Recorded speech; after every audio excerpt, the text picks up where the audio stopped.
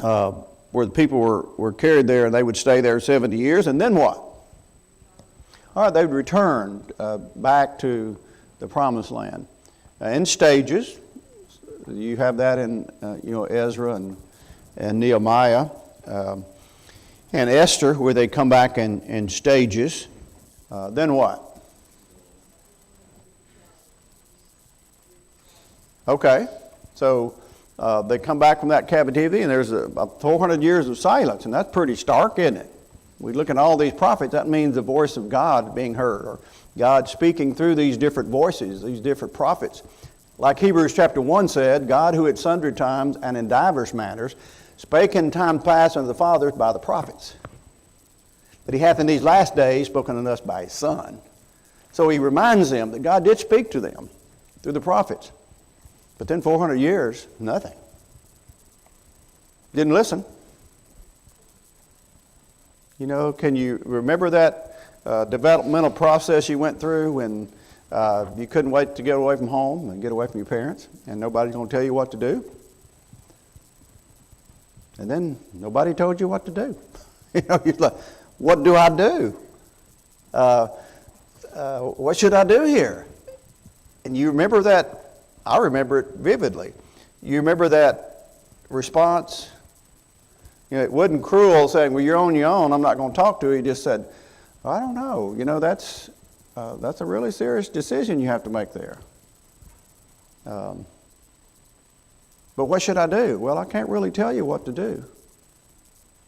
You couldn't wait till nobody told you what to do. And now nobody's going to tell you what to do. Well, I don't know. At least from my standpoint, I kind of wanted somebody to blame. You know, if I'm going to make this decision, I don't want to be fully responsible for it. But them just saying, well, you know, I don't really know the context, and it might be as changing a job. It might be a serious family decision. You know, it might be health issue. It might be a lot of things. But when it all boils down is, it's your decision. Nobody can make it for you. So God kind of reminded them, look, here's what I told you, here's what I promised you, here's choices you have, and if you disobey me, here's what's going to happen. And so he was constantly reminding them. And so when they just didn't want to listen anymore, nothing. What do you do when you don't know what to do? Well, eventually when we get to the New Testament, we see that they were seeking out God now. They're trying to reach out to him, you know, and asking questions and wanting to get instructions. And so that's kind of where we have with that 400 years of silence. And then what? All right, the life of Christ, there's the answer. You know, he'll be the fulfillment of all those prophecies. Because he's always pointing to the spiritual kingdom. He was always pointing to our eternal salvation. That's what it was all about all along. And so he's coming to earth. And that's what we read about in the New Testament. They're told right away, you know, Joseph, don't fear to take Mary for your wife, for that which is conceived in her is the Holy Ghost. And then he reminded him, you remember what the prophet said? You're going to call his name Emmanuel, which means God with us. There's the answer. And so we get to see the life of Christ. We get to see God on earth. We get to see all the provisions that are made. The Lamb of God will take away the sins of the world. That's what the life of Christ was all about. To let us know that now we get to make spiritual applications in our life and learn all those lessons from that physical kingdom that they forfeited in the Old Testament. And so that period of silence caused them then to be seeking answers. And some of them listened. You know, when John preached, there were a lot of folks that went out to hear John, and he prepared the way for the Lord. The kingdom is at hand. What kingdom? Well, the kingdom of Christ is at hand, the one that had been prophesied, the one that we're going to talk about a little bit this morning from the book of Daniel. Because Jeremiah is telling them, you just go in there and get settled and wait the 70 years. And he'll remember and he'll bring you back. So we see that. Now, after the life of Christ, then what do we have? All right, the early church.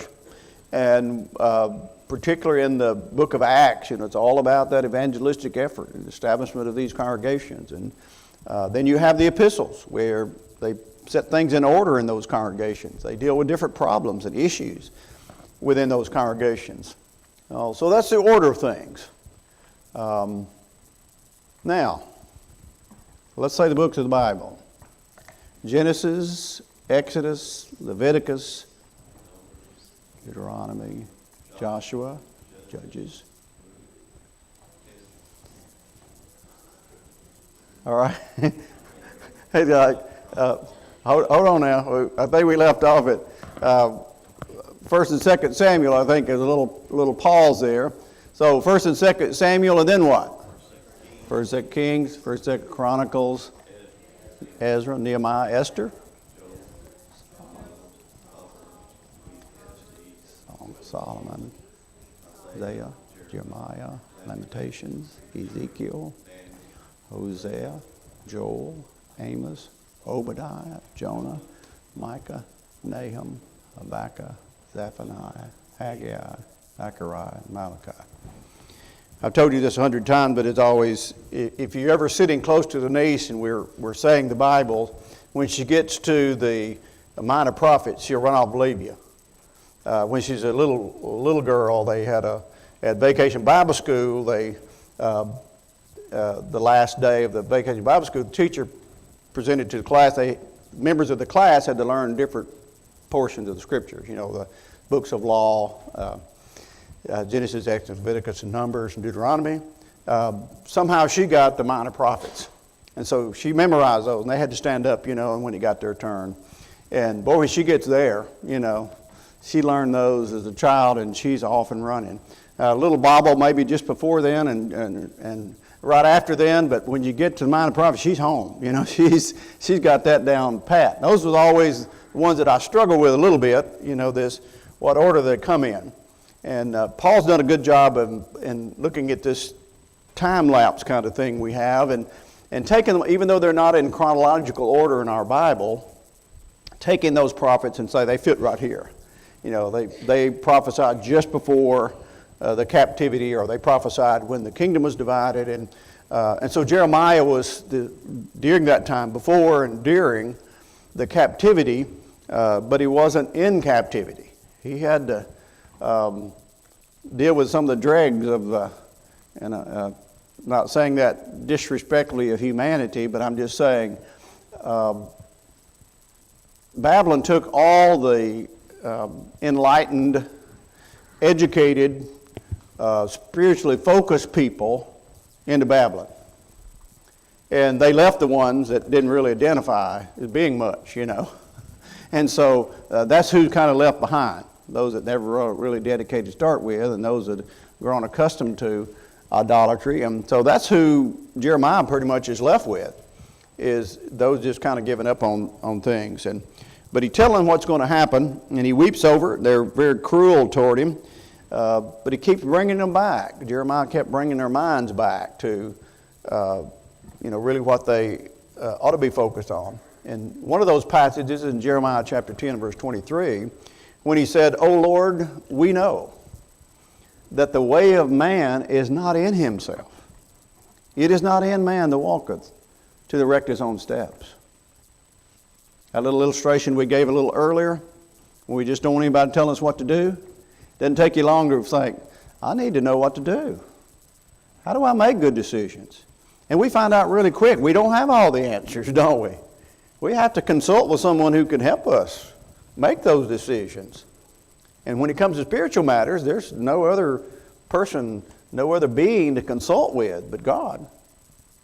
It's not within us to do that. We don't have the capacity to do that by ourselves. We look around us and see those who've tried that and how lost they become and how destructive their experience in life is. But it's God who is the one. He says in chapter 6, verse 16, we ought to stand in the way and see. Sometimes you have to stand still and say, which way do I go? And he said, and ask for the old paths. Now, we're not talking about just go back to the old days, and live in, primitive environments. That's not what he's talking about. He's talking about the old days where they were focused on being pleasing to God. They were obedient to God. You go back, and that's the way you want to walk in. Like Jesus said, he that heareth these things of mine and doeth them, I will liken unto a wise man. And so you have to focus on those things that are necessary. That's kind of Jeremiah's role in doing that. We won't spend a lot of time on it, and Paul will fill in these blanks, though we'll start a new quarter here technically next week. Let me find my place.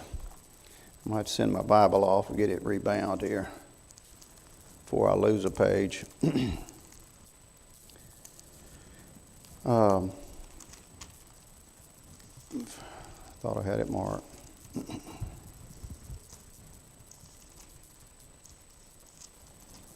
The book of Zephaniah, we don't spend much time on that, but Zephaniah is kind of a descendant of Hezekiah, who was king of Judah. Remember, we spent a little time talking about him and him spreading out the letter from Sennacherib and asking God to read it to see what he said. Well, Zephaniah is a descendant of Hezekiah, and he begins about the time you have the labors of Jeremiah, and in the first part of the reign of Josiah. And since the death of Micah would have occurred, then the kingdom of Judah seems to have enjoyed a state of somewhat peace, though it wasn't lasting peace. It wasn't involved in a lot of battles. This is kind of the calm before the storm. And so there's a kind of a lapse there, and I say a lapse, there's a little period of time where Josiah, reform had not started. You remember Josiah is the child king. He became king when he was 8 years old. But he was very focused on removing idolatry. He had the law read to him, and he wept over that, the fact that they had not been living according to the law. And so when you read through Zephaniah, you get the impression that those things of Josiah have not started yet. That is, he's not removed all the idolatry, because Zephaniah deals with the idolatry. And so this appears to be, just before they go in to captivity, or when the stages of captivity start, is when Zephaniah is. Not our purpose to spend a lot of time there, but just to place it. Paul may want to say a few things about some of his prophetic things that he wants to say, but I just wanted you to know where that kind of fits in. So we don't talk about the book of Zephaniah too much, but that's where he would fit in. But what I want us to do, this would kind of be my contribution to it, and Paul can do what he likes when he's going to have a couple of weeks over into my quarter, just to kind of finish up what he wanted to accomplish. And then we'll pick up with, we're going to look at, for the next period of time, we're going to look at Christ in the Bible. And so we're going to go back through the books in a little different fashion, just looking at those prophetic things that specifically focus on Christ. We won't get into all the details of what we've already covered. We wanted to make sure through what Paul is covering, that we have a functioning ability to know how everything fits in, where all these prophecies took place, for you to know those time periods. So now when we do have that discussion, in your mind, you can remember what happened during that period of time. And then we just kind of zoom in on those prophetic things about Christ. And in that context, you'll already know. We'll focus in on that over the next period of time. So they're taken into captivity. A lot of prophets said it's coming. People ignored it. The false prophets, like in our day, you got people who are trying to preach the truth. You got people saying, don't worry about that. That won't be true. No, a loving God wouldn't do that. So there are always going to be those who speak against God, though they won't come out and say, I'm speaking against God, and I want to take God on. They're just saying, no, I speak for God, but he wouldn't do that. And so you had that same context, and all these prophets that we're looking at and we're putting in that time frame, you had false prophets saying, you're not going to go into captivity, you're God's people. You know, they would even say, look, you wear God's name. And look at all the ugly, worldly people, and look at how much better than them you are. God wouldn't let them take you into captivity. And yet their own laws and their own prophets said, oh, yes, He will. You better know He will. And you can trust that as well as the blessings you've received. That promised land you received because He promised it, He also said He would take you out of it if you weren't obedient to Him. So the false prophets were other voices, and they were loud sometimes. And when it became very apparent, when they said, you're not going into captivity, well, just like in our day, time passes. You know, if I stood up and preached the truth and somebody stood up and preached error, and you trying to sort this out, is it truth or is it error? And if you go to the Bible and try to decide that, but see, they weren't going to the Scriptures themselves, they were listening to voices, but they weren't comparing it to what's already been revealed. And the priest had failed them. The priests weren't reminding them of these things. So that's why the prophets had to come along and say, you better wake up, you better listen. And the false prophet saying, you're okay. Look at how much better you are than everybody else. But then other nations began to be conquered by nations like Assyria and like Babylon. It wasn't just Israel, it was Syria and Egypt. And they thought, well, wait a minute, there's a power out there that's conquering other nations. And these prophets are saying those same people are going to come and conquer us if we don't repent. The false prophet's saying, but look at those other nations. They deserve to be conquered. They're godless. We have God. Oh yes, we have other gods too, but we know who is the God. We know God is God, but we really are enamored by these other nations' God, and they look really good in the temple. We can move this furniture around a little bit, and we can put that over there, and it just really enhances things.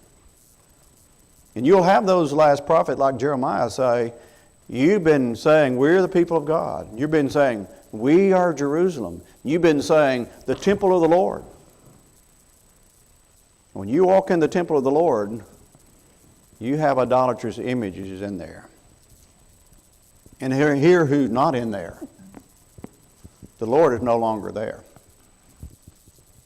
And you need to know that.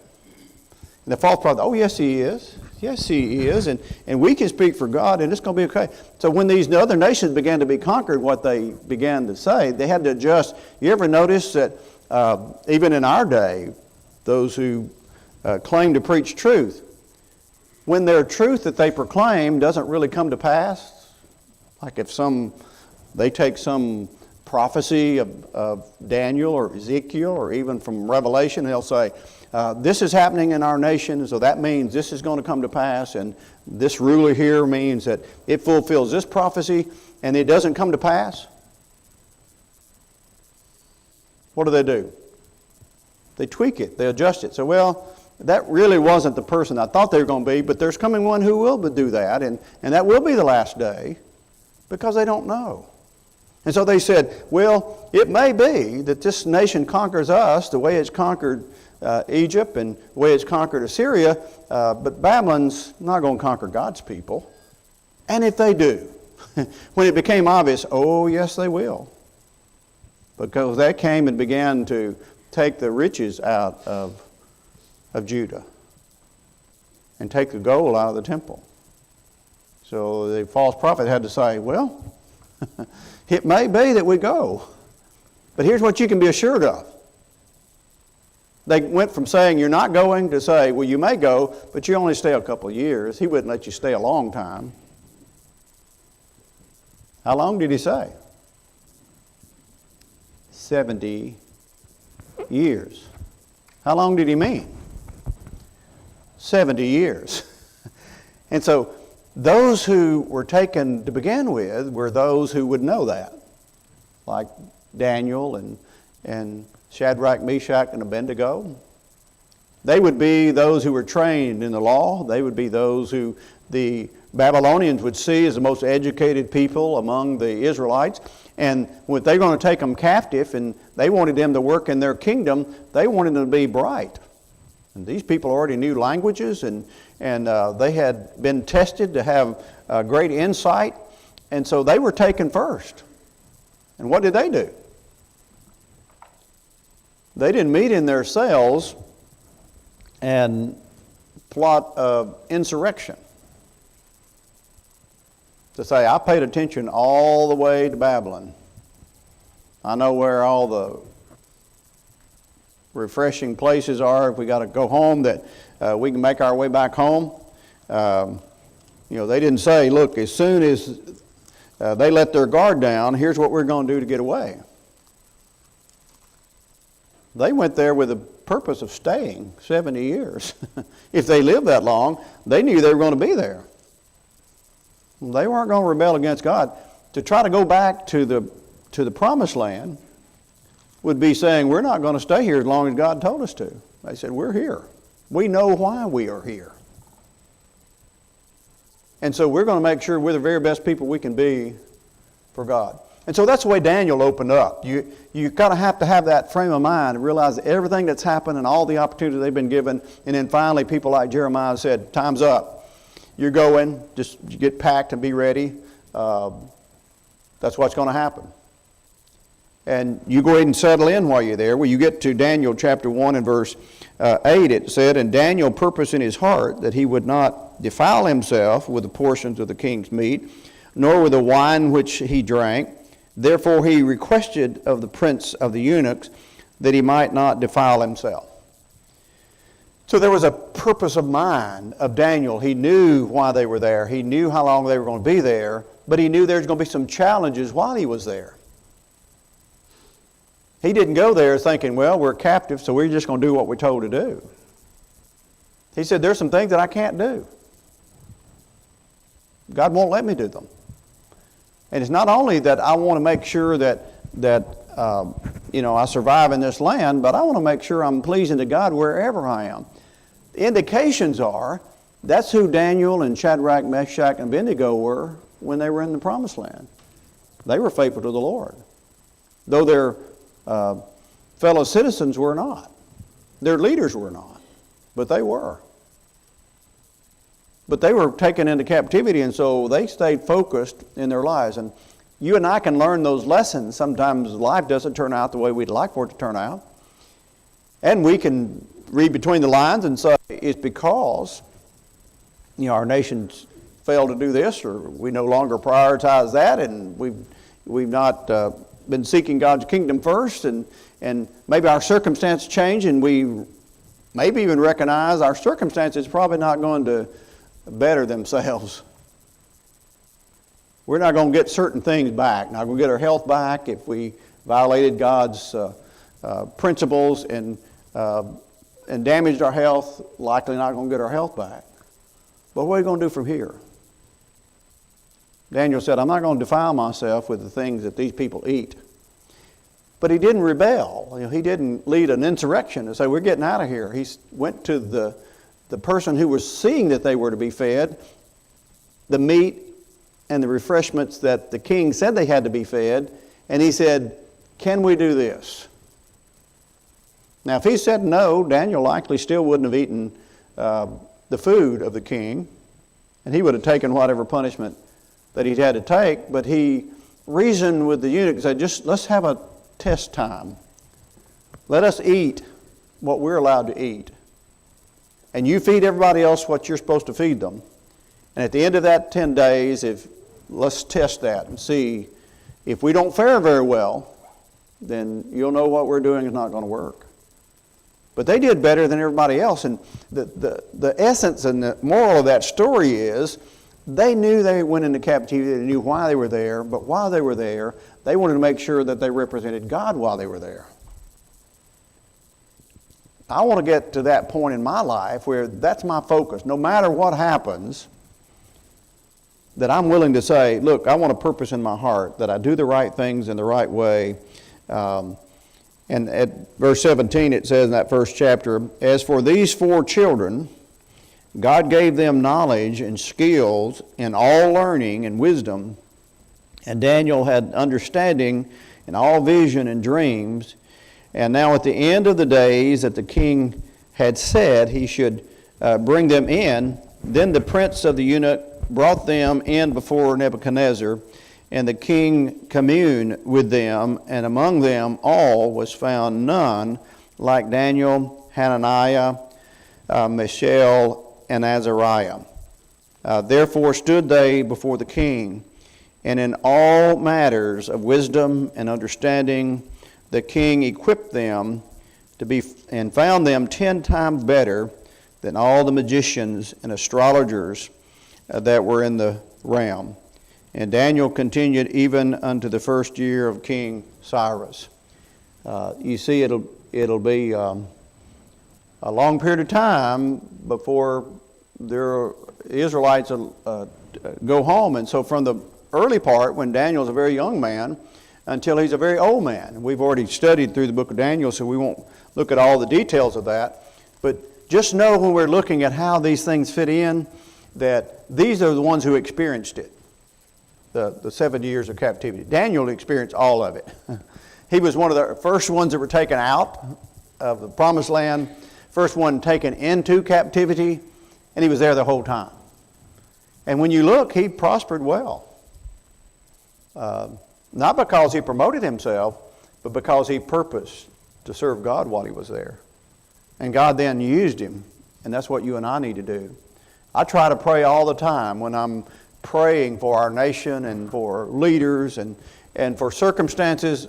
I try to make sure I always pray that I'm able to distinguish the difference between what's right and what's wrong, and that I embody those principles in a way that those who don't know the way can see that they do work, because they work in my life. Not just because I espouse things that are different than what they say, or I object to what they're doing, but that they see that's the way they live, and it works for them. Nebuchadnezzar saw these are really wise young men. They're wiser than anybody else I'm having conversation with. And he put them in positions where they could wield a broader influence. Now that will create, like it did for them, an element of jealousy. And they were always, the other folks in Babylon were always trying to put Daniel and Hananiah, Mishael, and Azariah in difficult situations to compromise their relationship with God, and they just wouldn't do it. Now they were willing to accept the consequences, like the fiery furnace or the lion's den. Those are not just cute stories that we tell young people in Bible class. These are real life experiences that these men had. But they wouldn't compromise. They'd already purposed in their hearts, we're not going to compromise. We're going to be good servants to Nebuchadnezzar. We're going to be honest in our dealings with him and with our fellow man. We're not going to compromise our relationship with God. And brothers and sisters in Christ, if we can get there and stay there, that solves our issues in life. We don't have to worry about a lot of other things. Just say, that's how I'm going to live. And they would even say, like Hananiah and Mishael and Azariah, they would say, look, the God can deliver us, but he may not. And that's not usually how I pray, like, Lord, deliver me. And my intentions are to ask the Lord for help, and my anticipation is he's going to help me. But they said he may not. We may be thrown into the furnace, we may be burned up. But here's what we know. We're not going to bow down to the image. Because that God that we do trust has told us not to. And we know we're here in captivity because we didn't listen. And we're listening. And we're not bowing down. And so those are things that Daniel, I wanted us to spend a little time on that. Paul may spend more time on that when he gets back. But I wanted us to kind of get a flavor for what it was like in captivity. Now, they were put in very prominent positions to advise and guide Nebuchadnezzar. Sometimes that conflicted with his own wisdom and his own decisions. And he had some voices in his ear at times saying, these people are rebelling against you. And so he had to try to make sense out of that himself. And sometimes he had to confront God directly, that is, Nebuchadnezzar did. And before the book ends, Daniel has to give him that image or interpret that image that he dreamed about. That he was the head of fine gold and the Medo-Persian kingdom's coming. And it takes us then all the way past those 400 years of silence into the life of Christ, who fulfills all that Nebuchadnezzar saw in that dream. That he rules in the kingdom of men, he ruled in the times of Nebuchadnezzar, he ruled in the time of the Medo-Persians, he ruled in the time of the Grecians, he ruled in the time of the Romans when Christ came. And last week in our sermon we looked at in the fullness of time. You see that in the book of Daniel, that in those last days, the Ancient of Days are going to set up a kingdom that will never be destroyed.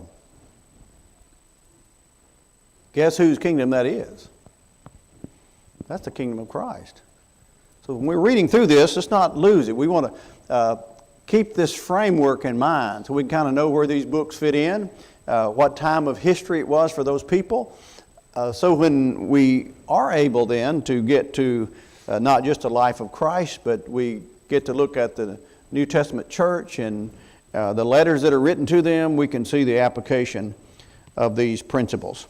Questions or comments? All right, that's a little drilling down other than what Paul normally does with us, but that's the best I can do with a fill-in. Just don't want the flu. I'd rather be filling in than having whatever he had. So pray for him, but I wouldn't be sympathetic and go by his jail cell. You know, that wouldn't. That stuff floating around everywhere. All right. Well, you look so